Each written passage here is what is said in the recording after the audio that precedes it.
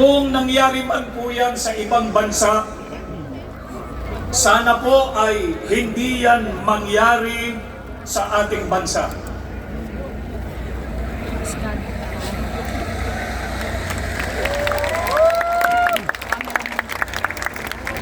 Kaya tayo ay nagkakaisa ng pananawagan sa mga namumuno sa pamahalaan na huwag sana nilang payagang mangyari ang gayon sa atin.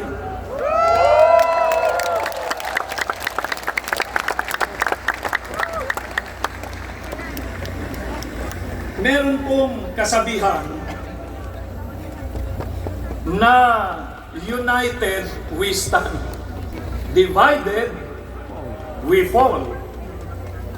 Tayong naririto, tinututulan po natin at hanggat sa makakaya natin, ayon sa ating makakaya, ay huwag nating payagan ang divided we fall.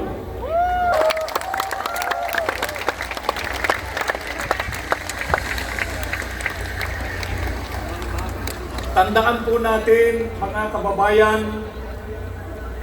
kapag ka nagtalo-talo ang mga nasa pamahalaan, ang apektado ay taong bayan.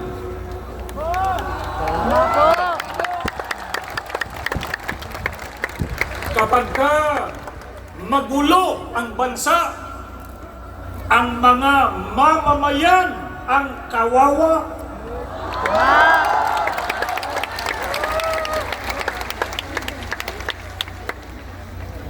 Dahil po dito, pansinin nyo mga kapatid, mga kaibigan at mga kababayan, yung hawak natin mga placards, basahin natin isa-isa yung nakasulat yan. Tignan po ninyo, ang nakalagay, aming kahilingan, kapayapaan ng bayan.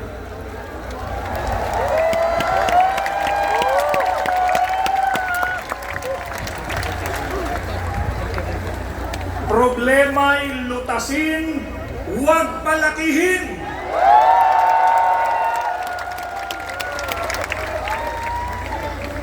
Serbisyo, huwag sariling benepisyo.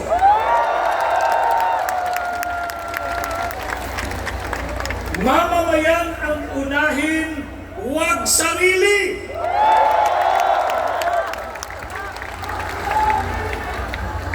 Aming kahilingan, kaunlaran ng bayan.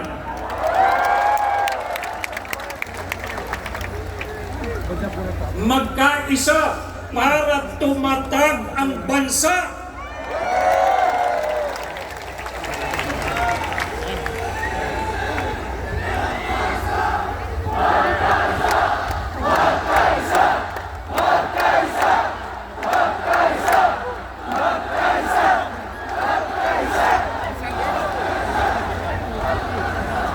Ito pa, pinakalagay pa sa atin, yung isinisigaw natin na yan, magkaisa, huwag mang-isa.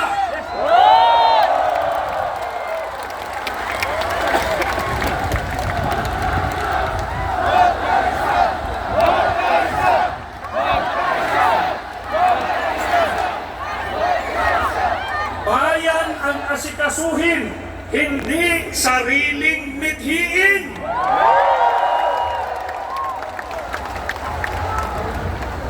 Unahin ang bayan, huwag bangayan.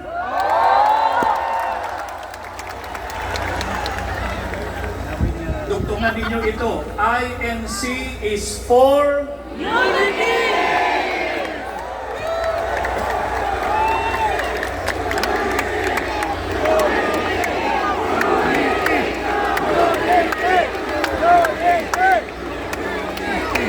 Kaya kailangan natin peace in the Philippines.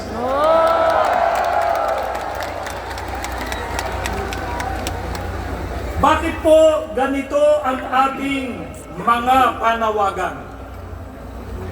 Kasi ayaw namin ng kaguluhan, saan man ito panig manggaling.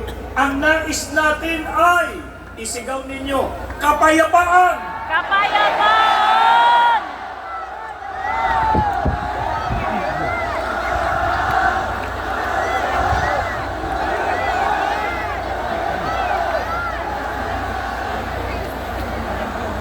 At kung may naging awayan, hindi po ba ang tama ay pagsikapang malunasan ito at magkasundo-sundo alang-alang sa bayan?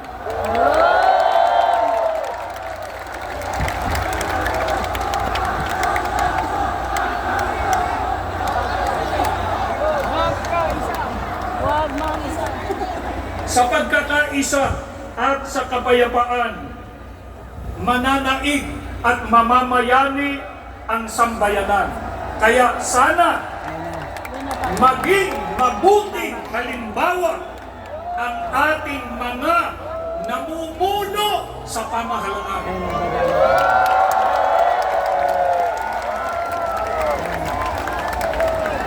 Sa ikapapayapa, ano po ang itinuturo ng Biblia na dapat gawin?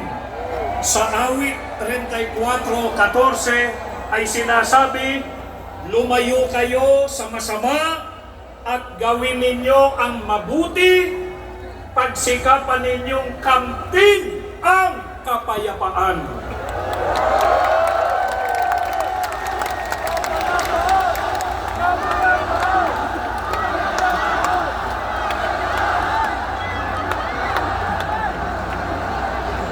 Ito po ang itinuturo ng ating Panginoon Diyos.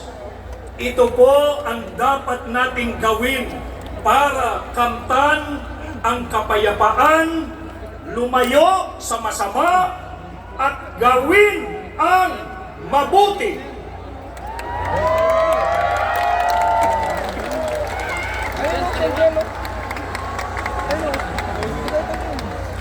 Ano po ang isa sa mga gawang mabuti na dapat gawin para sa ikapapayapa? Ayon pa rin sa pagtuturo ng Biblia, ipagpauna ng isa't isa ang iba.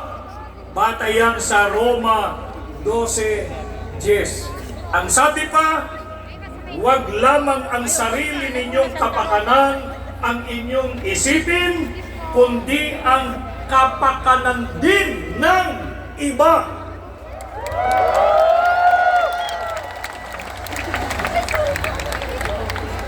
Yan ay nakabatay sa unang Korinto sa 10:24. Kaya para sa kapakanan ng kapwa-tao at mga mamamayan, dapat isang tabi ang mga pansariling kapakanan at mga personal na ambisyon. Yes!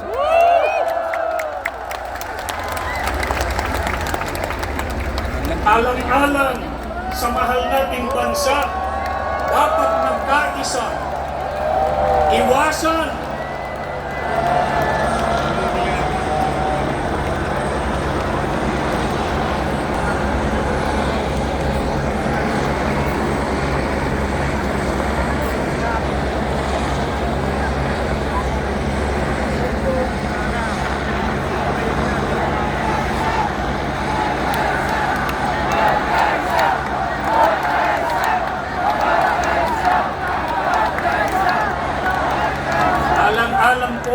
sa mahal nating bansa at magkaisa at iwasan ang pagkakabahabahagi at kaguluhan.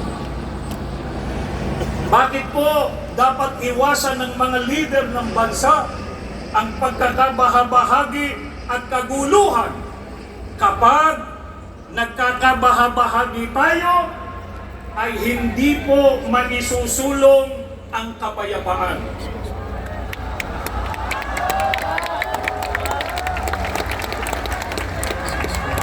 At kapag kaguluhan ang namayani, hindi po mahaharap ang paglutas sa mga problema ng bansa. tulad ng pagtaas ng presyo ng bilihin, seguridad ng mga mamamayan sa mga tumitinding kalamidad, kakulangan sa hanap buhay, Ayuda sila, ayuda. kriminalidad, insurgency, at marami pang iba. Ang mga ito'y nakapagpapalala lamang sa krisis pang-ekonomiya at nagpapabigat sa mabigat ng kalagayan ng pamumuhay ng karaniwang Pilipino.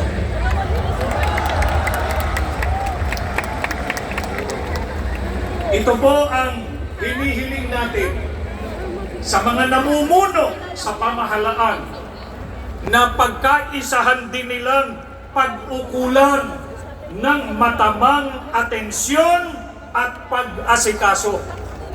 Sa halip na bangayan ang kapakanan ng Pilipinas, nawa ang pag-ukulan nila ng pansin at panahon.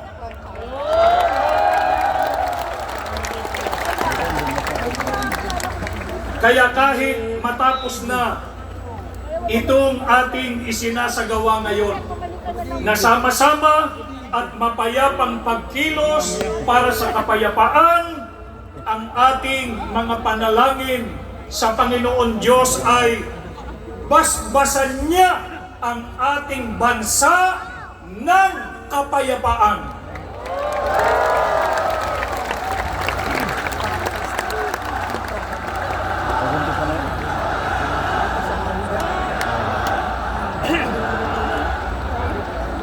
Tanglawan nawa niya ang kaisipan ng mga namiminuno sa ating bansa upang balikatin nila ang kanilang sinumpaang tungkulin na siyang dahilan kaya sila inihalal ng taong bayan. Maraming salamat po sa inyo.